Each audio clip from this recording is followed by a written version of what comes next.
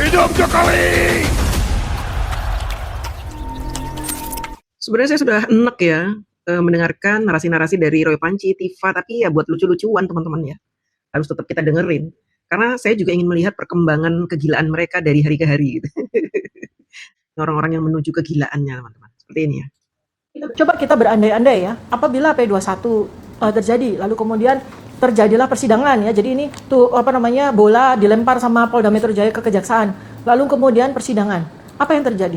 Nomor satu, saya mau sampaikan kepada pihak Pak Joko Widodo, jangan sampai Anda salah mengambil sebuah tindakan yang membuat Pak Joko Widodo itu semakin menderita. Karena kita semua tahu beliau saat ini mengalami sakit yang sangat serius, yaitu penyakit autoimun ya. Sok tahu penyakit autoimun.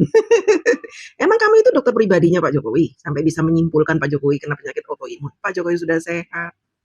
99,9% Pak Jokowi sudah sehat. Makanya beliau memutuskan untuk keliling Indonesia untuk membuktikan bahwa beliau ini sudah sehat dan beliau sepertinya ingin menunjukkan bahwa apa yang dilakukan oleh kelompok pembenci yang mengirimkan santet, yang mendoakan keburukan kepada beliau, yang menginginkan beliau sakit autoimun termasuk si spiritualitil ini, bahwa semuanya itu tidak benar.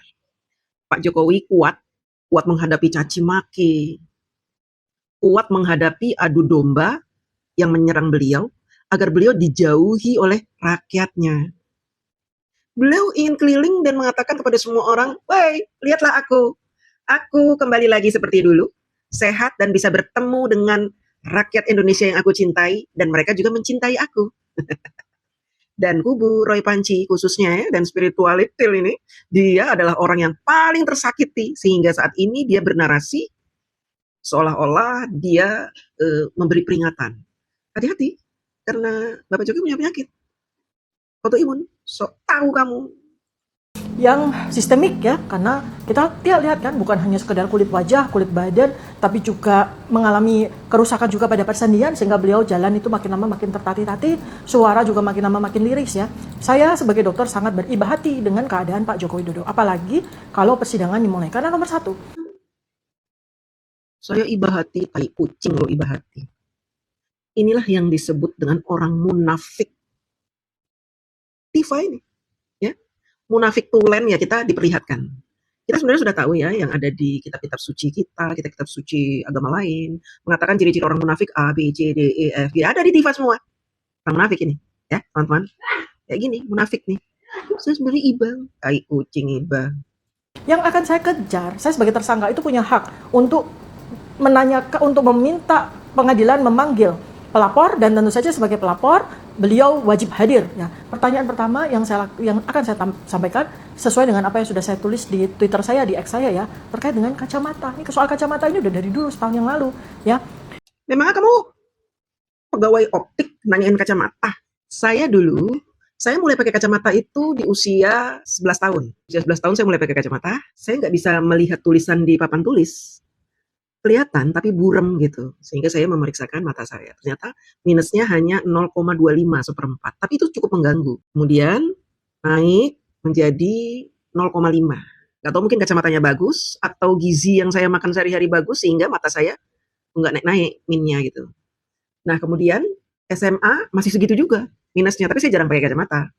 Pada saat kerja sampai setua ini saya pakai kacamata, tetapi kacamatanya bukan kacamata minus, bukan juga plus. Karena tiba-tiba mata saya berubah gitu.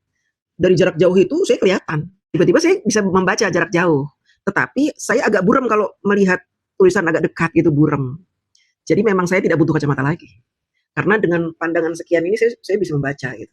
Membaca tulisan. Makanya kalau live saya di TikTok saya bisa baca itu orang-orang ngomong apa aja, ngetik apa aja saya bisa baca itu. Ya itulah perubahan manusia. Ya, ada yang memang dia bawaan dari lahir, minusnya bertambah terus, minus 1, 2, 3, 4, 5, sampai 15 ada itu.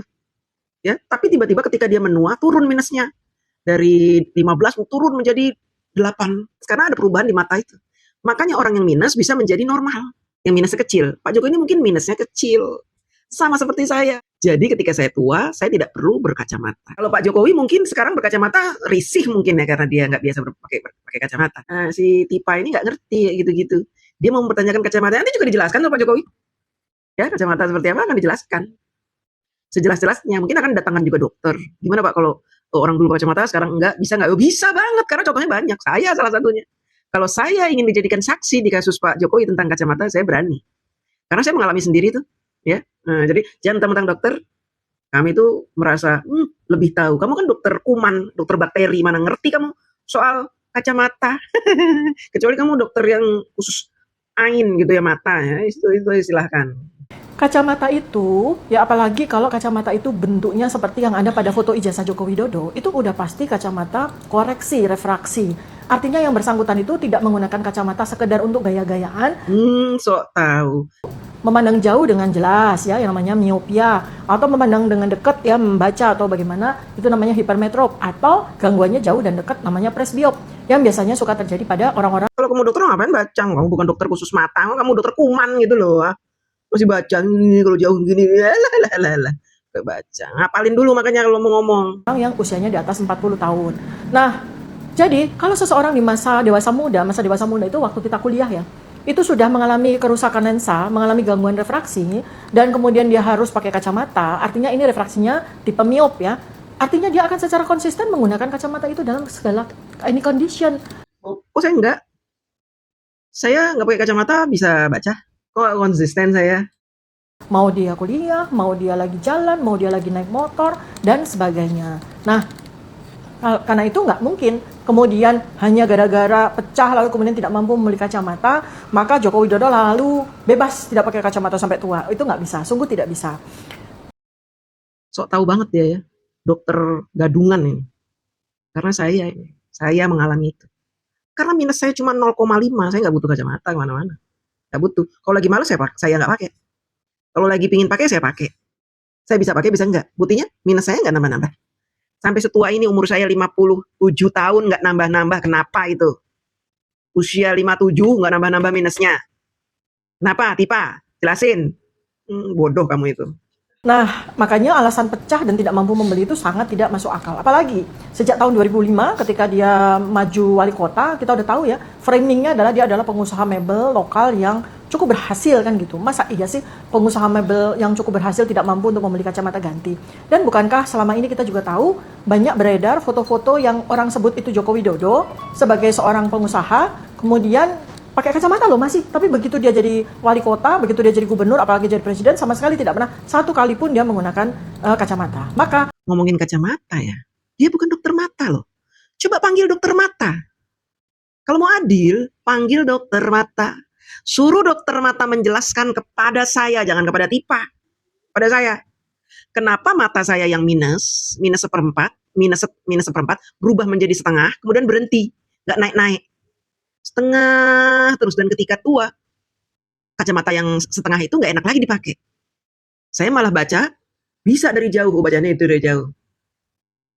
Kalau dekat malah agak-agak burem, saya mesti ya segini lah, 30 cm lah, baru saya kebaca. Kenapa begitu? Saya kan sering nggak pakai kacamata. Mana-mana saya pakai kacamata karena ya bergaya-gaya aja. Saya seneng gaya gitu kacamata. Supaya nggak kelihatan tua aja pakai kacamata. Ya kan ketutup nih mata-mata tua gitu kita ya, kalau pakai kacamata hilang langsung lenyap tuanya. Aneh ini orang. Ya menurut saya dokter abal-abal ini. Ya dia malum aja dia dokter kuman tapi membahas kacamata. Coba panggil dokter mata coba. Pasti beda lagi penjelasannya. Karena dokter mata lebih ahli daripada dia dokter kuman ya. soal kacamata ini menjadi salah satu hal yang saya dahulukan ketika sidang itu ya. Saya dengan senang hati akan mempersiapkan daftar pertanyaan terkait dengan gangguan refraksi, riwayat pemakaian kacamata, dokter matanya di mana atau refraksionisnya di mana, optik tempat membeli kacamata, termasuk saya akan menghadirkan 2 orang saksi ahli.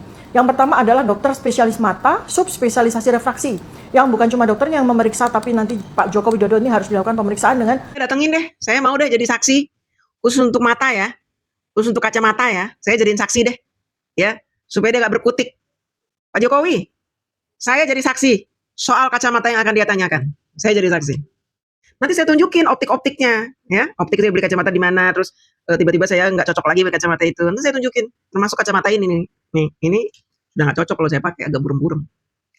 Ketika saya tua, kalau dulu jelas, ya, waktu masih umur 30, 35 jelas. Ini kacamata udah lama banget. sekitar 11 peralatan oftalmologi yang ada di rumah sakit mata. Ya, ada keratometer, autorefraktor, foropter, lensmeter, tonometer. Alah baca, kamu dokter nggak usah baca kalau emang tahu. Ya, jadi bukan kamu lah kapasitas kamu menjelaskan tentang mata ya. Nanti saya jadi saksi aja udah nggak usah macam-macam deh loh. Ya, saya jadi saksi. Ya, stop. Saya akan jadi saksi nanti. Saya minta Pak Jokowi mendatangkan saya sebagai saksi, orang yang juga mengalami hal yang sama, pakai kacamata, nggak pakai kacamata sama saja. Saya nggak butuh pakai kacamata. Kalau saya pergi kemana-mana kacamata, ya kacamata cuma buat gaya-gayaan, udah gitu aja. Ya. Kalau Pak Jokowi nggak mau pakai kacamata, hak dia. Memang kacamatanya nggak perlu kok beliau pakai kacamata. Mana? Emang nggak boleh orang nggak pakai kacamata? Apa ya hak orang? Kok mau pakai kacamata kayak mau enggak? Kayak dulu pakai sekarang enggak, ya suka-suka dia. Ya, Pak Jokowi kan bukan minus yang orang minus-minus kebanyakan itu. Ya kan? Dianya sirik. Itulah teman-teman. Kebahlulan spiritualitil.